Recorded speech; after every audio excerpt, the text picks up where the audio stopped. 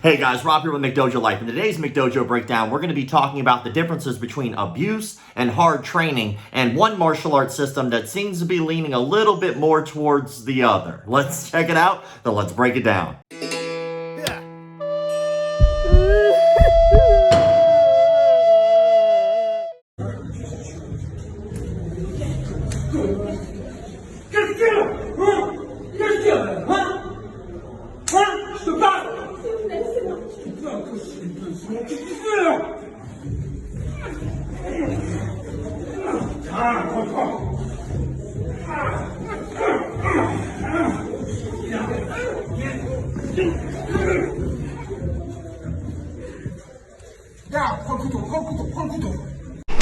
잠시만요. 잠깐만요. Shut the fuck up. Fuck up.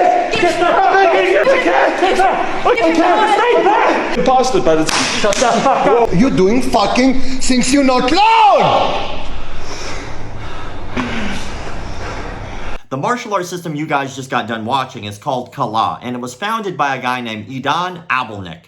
Ironically enough, the word Kalah in Indonesian actually means lost, which I don't know if that's a great name for a system, but it is what it is. For today's McDojo Breakdown, what I'm going to do is I'm going to take you down a series of events that has lasted over the last 3 days, and you guys get to kind of go on the roller coaster ride just like I did, and then you can make your own assessments after that. 2 days ago, I made the post of the video that you guys just got done watching, and on the description, all I simply said was, Kalah system, abuse or hard training. Now, right after that, the actual founder of the system, Idan, actually thanked me. He went on my Instagram and my Facebook page to leave a comment thanking me for sharing the video. As you can see, he also invited me to speak directly with him, which we did. Me and another page called Fake Black Belts. If you guys haven't checked out Fake Black Belts, please do so. We actually went live with this gentleman, spoke with him for about 30 to 45 minutes. Around the time that he left the comment asking to speak directly with me, he actually left a video up on his Facebook page saying that I hadn't spoken with him directly, which I'm always open to speak. Still am, by the way.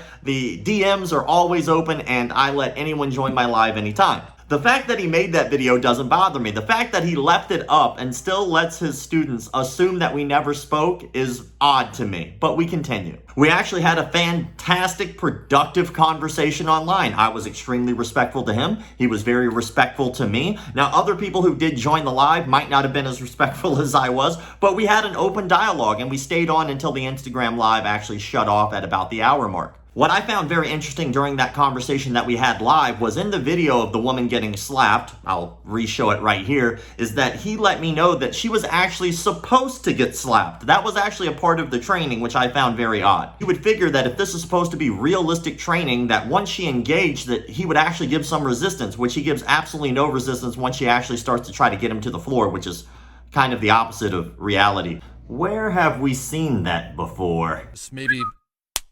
Yeah, there it is! Slapped you! You probably think I'm finished, huh? No, there's another one! Oh my god! After we had spoken live, I actually received a message from someone letting me know that he had actually shot someone, a student, during training. What the hell? My nerves is bad, man! So I asked him about it, and he admitted clearly to shooting someone. He does not deny that this happened. As a matter of fact, not only did he admit to shooting them, he also admitted that it was his neglect that was the reason that they got shot. He then let me know that he had posted a video about this, explaining the situation, and it doesn't actually make him sound any better at all.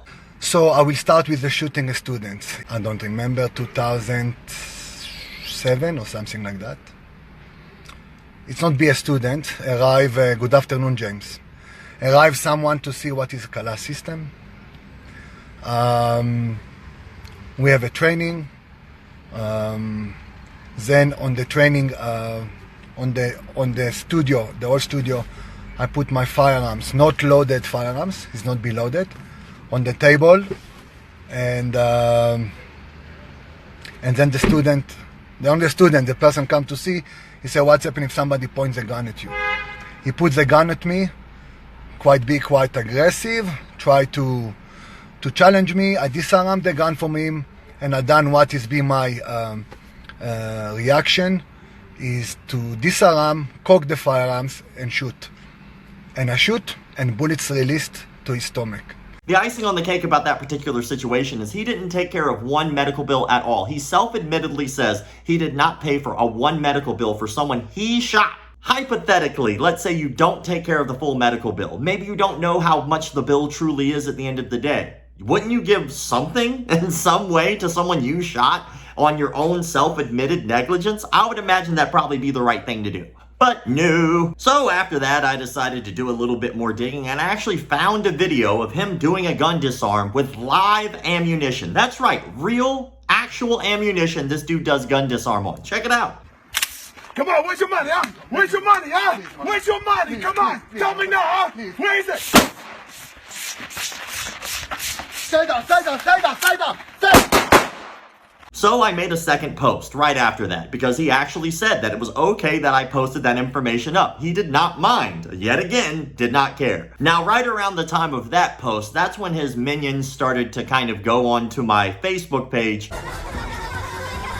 And yeah, that's right. McDojoLife does have a Facebook page back up again. So you can go over there to the McDojo on our Facebook page and interact with these people because they do exist. The funniest part about all this is not only did he thank me for making the post, as you can see, he thanked me once again, but he thanked me for making the post, but then all the things that I tell are 100% true and we have evidence of, but his students seem to have an issue with it. And so when I start answering them, they're like, so, what does that matter? Like, it doesn't. Like, why are you here if it doesn't matter? You're literally coming to my page to complain to me about something that we all know is the truth. Why is that a problem for you? I do not know. Now, around that time, I was made aware of a guy named Francisco Salvador. Now, Francisco Salvador is a multiple degree black belt, and he apparently was challenged to a fight by Edon. Rather than me trying to explain all of what happened, I'll actually let him to explain it because we actually had an interview. So here's what he had to say. I'm a 5th degree black belt, Brazilian Jiu-Jitsu black belt. I've been practicing Jiu-Jitsu since the late 80s. And I was the president of the Brazilian Jiu-Jitsu Federation here in Venezuela. I had a TV show in which it was called Jiu-Jitsu en Acción in Spanish, in which I taught Jiu-Jitsu. Was a show that stood for 2 years. Then I also, before we had the broadcast of the UFC, I used to transmit all UFCs in a TV channel here in Venezuela for like 7 years.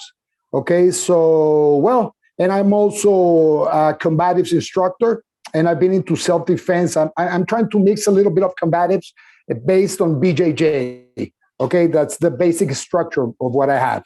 Okay. And so the subject matter that we're talking about right now is a martial arts style called Kalah. I do believe I may have said it wrong. If I have, that wasn't intentional. And the instructor who has founded this particular system goes by the name, I do believe, of Edon, to my knowledge, that's how it's at least spelled, IDAN. So again, if I messed up his name, I'm just a dude from the South, man. Yeah. I mess up names. But at the end of the day, you actually had don't worry. You actually had your own personal experience with him. And yes, so I did. If you could do me a favor and you can kind of tell the audience what your personal experience was with your interaction, because I find your story fascinating. I guess it equaled you guys actually setting up a challenge match. And then when you guys set up a challenge match, I guess he just simply didn't show up. So if you can just kind of get it into the start all the way up to there, I'd really appreciate it. Okay, I will, my friend. Okay. Well, he invited me to fight. Okay, I accepted. It was not me. I didn't want to fight. I'm not into that, okay? I'm a grown-up guy, you know? So, well, let me tell you. I had a couple of friends here that are into self-defense, teaching self-defense and that stuff. They were bringing this guy from Israel. His name is Idan Albonik. He was a Krav Maga master, but he created his own style, which he called Kalah. I had a chance to watch his videos, and some of the techniques I found okay, to be honest. Okay, I found them okay, but not the way he taught. But still, okay, I was not going to judge him before knowing him, no? So what happened was that he was supposed to come here to Venezuela to teach a seminar. Okay, my friends that were the ones who organized it, okay, they paid for everything. plane ticket, hotel, everything. Even he was going to have even a bodyguard here in Venezuela. So they were all expecting this guy to come, and he never showed up. The guys went to the airport, and he never showed up. So he apologized with these guys, and then he did exactly the same thing in Mexico. He was supposed to teach a seminar. He said, now I'm going to go for sure. And 5 guys from Venezuela went there to Mexico for the seminar. The guy never showed up. So on a forum, I said that was not okay. He should apologize. He was a professional. He should apologize and show some respect to the people that were following him. So that was the only thing I said. And suddenly he started talking back to me. And he said something like, you're an asshole. All that shit that you do, you go to the ground, that doesn't work, and blah, blah, blah. All that crap that always goes against Brazilian Jiu-Jitsu, no? So I said, what's wrong with you, man? What's going on with you? And suddenly he challenged me to a fight. Well, I'm going to fight you wherever you are. Let's fight. Let's do it. And he was teaching a seminar in Italy, like a couple of weeks after we had the argument on that forum. At the same time, I was also going to be there in Italy teaching a seminar. I was going to be in exactly the same city. Okay, there was a coincidence. So I said, okay, let's do it, my friend. Let's do it. Let's make it. Let's put a date and let's go for it. Okay. And we set up a date in Rome, the place where I was teaching my seminar. Okay. I called him and he started, sending me messages. Hey, we shouldn't fight because we're into martial arts and all this stuff. And I said, okay, there's no problem. If you apologize publicly, okay? He never did. He started sending me some audios. He was telling me that he didn't want to fight because of this, because of that. And some other very well-recognized Krav Maga instructors, some of them I respect very much, called me as well. And they said, hey, you shouldn't fight because that's not what you're supposed to do. We're supposed to teach, blah, blah, blah, blah, blah, blah. But I said, he was the one who invited me to fight. Okay. So what happened was that when I was there teaching my seminar, we had the date. I waited for him. I don't remember. I think the challenge was supposed to be like around 10 a.m. And I waited until 2 p.m. and he never showed up. So I called him and I said, well, let's close this business and not talk about this guy anymore. That was what happened with Idan Alborik. I'm willing to fight that guy. Okay? Any day, any time is good for me. I don't care. I don't need to prepare myself. I can just go for it, I can fight him any given day. I'll do it for free. For free, my friend.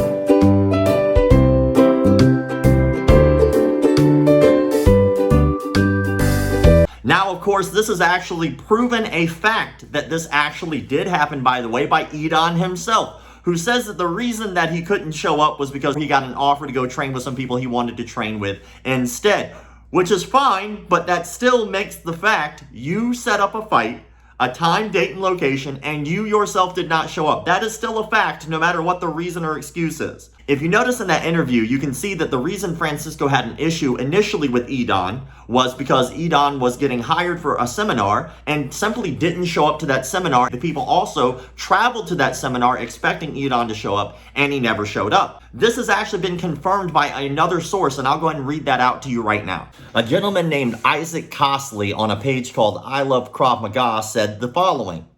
With Idan Albonik, founder of Kalah, bad-mouthing all Krav so badly, I thought I would give you a first interaction with him. I've been teaching seminars throughout the world as a police officer, military veteran, and martial arts. Things have come up which has stopped me from being able to get to a scheduled event. Planes delayed or canceled. Never, and I mean never, have I kept someone's money who was paid for an event for me to teach in which I did not make it. Idan speaks of integrity and his love of God. However, he does not practice what he preaches.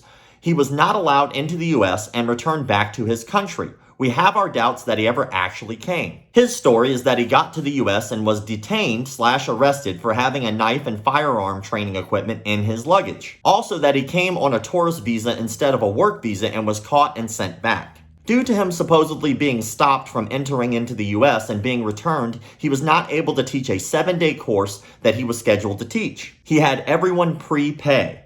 He kept everyone's money and will not refund the funds. That is a lack of integrity. I will spread the word worldwide not to trust him or any of those under his banner. This is unacceptable behavior from someone who speaks of his love of God, but loves the money more by keeping funds that he did not earn. He continues, here are the facts. 1. He advertised and marketed that he would be teaching in Wisconsin, USA from August 19th to the 25th. 2. He would be doing the instruction. 3. He requires payment prior to the seminar. 4. For whatever reason, he did not attend or teach at the scheduled event. 5.